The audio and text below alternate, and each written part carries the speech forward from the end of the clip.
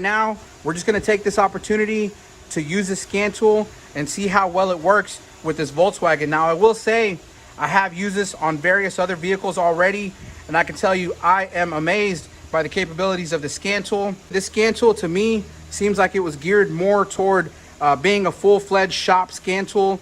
So if you take a look at this thing, you can buy all sorts of attachments. You can buy, looks like a scope box. You can also buy a printer for this thing. You can even buy a thermal imager, a video scope. I mean, there's a tons of accessories that you can buy for this thing. If you're a professional technician or if you own a shop and you're looking for a scan tool, I would definitely take a look at this thing, because I'll tell you right now, for the price range, I am blown away by the functionality of the scan tool. I mean, these things are just getting better and better and cheaper and cheaper. I mean, just look at the quality of the tool here. Again, this is not a full review, but I'm just showing you guys how rugged this thing is. Anyway, let's go ahead and go into diagnosis. Well, before we do that, we got to go ahead and connect this to the obd2 connector. You guys take a look at this dongle here. You might notice that this is familiar. This dongle is actually from the Thinkdiag. So it's a Bluetooth dongle that we're going to plug into the obd2 connector in the car. Then we're going to have Bluetooth connection between the scan tool so we can do our code checks and run whatever tests we need to do. All right, so first things first, I'm going to go ahead and plug in this dongle. It's right under here. You guys take a look. That is our obd2 port right there. I'm just going to go ahead and stick it in. Okay, so this thing does not want to plug in there. Oh, I see what it is. Oh yeah, take a look at this right here.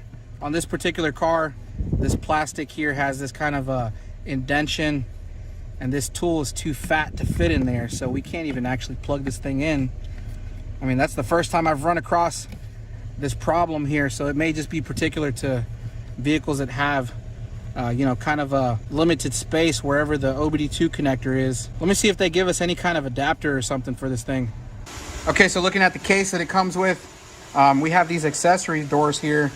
Hoping that they have something that we can use, maybe like an extension or something for this Bluetooth dongle here. So let's take a look at what this thing comes with.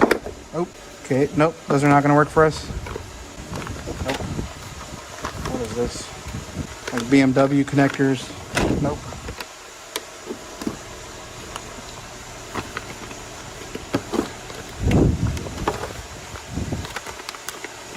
Oh, you know what? I think this might be what we're looking for here. Let's take a look. SD cable.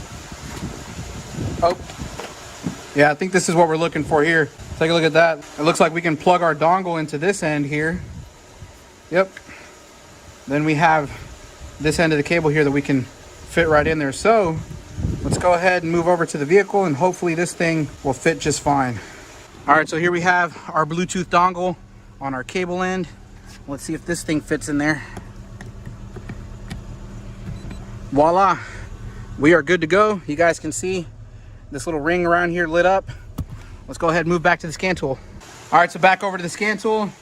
Again, we lucked out with that adapter for the Bluetooth connector. Thank you, Thinkcar, for thinking of that.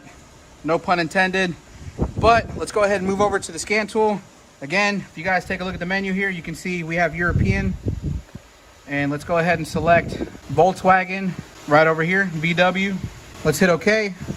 Okay, so now that we're in, the first thing I want to do is run a health report.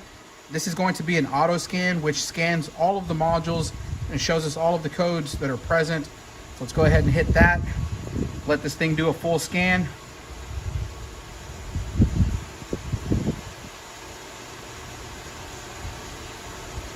All right, so as you can see already in the engine control module, we have 4. Transmission control module, we have 7 codes. Let's let this thing finish scanning. All right, so we're done scanning. That took about 1.5 minutes, which this vehicle has over like 56 modules is what it counted up to. So, I mean, it's understandable that it takes a little while for this thing to finish scanning. Plus, we may or may not have some communication issues in which it may have been trying to communicate with a certain module and it just could not communicate with it. So again, let's go ahead and take a look at these codes here. I'm looking at the engine control module first. Again, we have 4 codes here. You can see we have some U codes, U0121, lost communication with the ABS module. And then we have a PO501, vehicle speed sensor A, range performance. So already right off the bat, you can see that these U codes are communication codes. So we might have a problem communicating with the ABS module. Let's go ahead and move over to the transmission module. You can see we have 7 different codes here. I'm not sure what any of these codes really mean. We have an engine control module, brake control module, instrument cluster, diagnosis interface, data bus, drivetrain data bus. Moving to the air conditioning, looks like we have a brake control module code, ECM code. Looking at the central electronics here, we have a bunch of codes for a lot of different things. I mean, we have a ton of different codes, but what I want to do here before we dig too deep into this is I think what I want to try to do is erase all of the codes. And the reason I want to do that is because again, you guys recall that I mentioned this battery is no good. It completely dies out. So, you know, it's possible that whenever we're losing battery voltage, we could be setting off a lot of these codes erroneously. So really what I think I want to do is go ahead and save this so that we can come back and look at it if we need to. But right now, I want to go ahead and clear all of the DTCs so that we can see which ones come back. And those are the ones that we're going to worry about. Okay, so clear fault memory completed. Go ahead and hit OK. Now let's take a look at what we're left over with. Again, the engine control module. Now we have 3 codes here, and they're all the same. Lost communication with the ABS module. The air conditioning module, we have a code for the brake control module. The central electronics, we have code for the drive battery voltage.